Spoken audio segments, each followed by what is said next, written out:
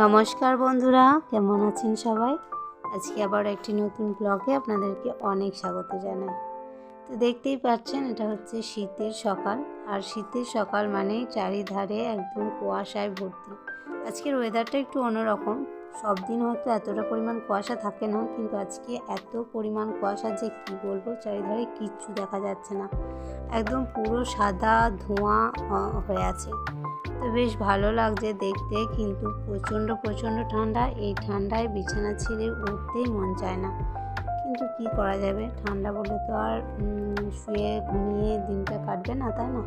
একটু পরে কুয়াশাটা কেটে গেলেই তখন রোদ উঠে যাবে, তখন মনে হবে যেন অনেক বেলা হয়ে গেছে।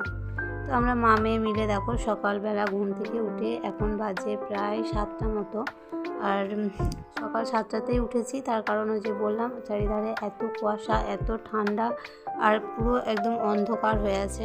সেই জন্য মানে একটু অন্ধকার ভাবটাই আছে আর কি। সকালবেলা যে সূর্যের আলোটা এখনও ওঠেনি, তাই উঠতে অনেকটাই লেট করা হয়েছে। মানে যেহেতু 6টার দিকে ওঠা হয়, আজকে 1 ঘন্টা পরই উঠেছি 7টার দিকে। আর দেখো চারিধারটা মানে এত কুয়াশা যে কি বলবো, বেশ ভালো লাগছে দেখতে। আর ইচ্ছে করছে যে একটুখানি ছাদেই দাঁড়িয়ে থাকি, কিন্তু এই কুয়াশার মধ্যে যদি দাঁড়িয়ে থাকা হয় তাহলে তো প্রচণ্ড মানে ঠান্ডা লেগে যেতে পারে। এখন এই ওয়েদারে হয়তো ভালো লাগছে, কিন্তু ঠান্ডাটাও প্রচুর আছে।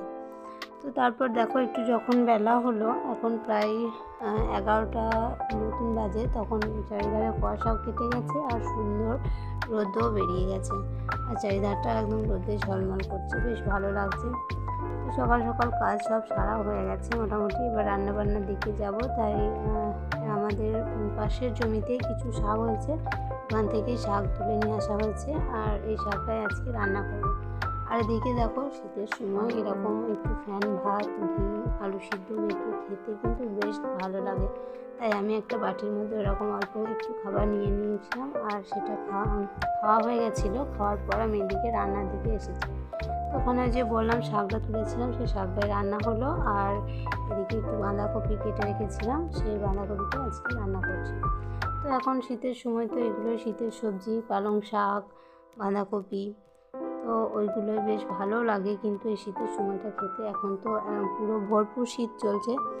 আর এদিকে আমার মেয়েকে দেখো, ওর খেলনা বাটি নিয়ে বসেছে, আর নিজেই আমার ওড়না দিয়ে একটা শাড়ি পরার মতন করে পরে নিয়েছে, আর তারপর ও খেলনা বাটি দিয়ে নিজেই খেলা শুরু করেছে। তো চলো, এইভাবে টুকটাক কাজ সারতে দিনটা প্রায় কেটেই গেল। আর এখন বাজে প্রায় দুপুর 3টে। এখন আমি খাওয়া দাওয়া করে একটু কাজ সেরে এসেছি, এবার একটু ঘুমাবো বলে। চলো আমি একটু ঘুমিয়ে নিই। আর আজকে এইটুকুই, আবার পরে দেখা হবে। সবাই ভালো থেকো, টাটা।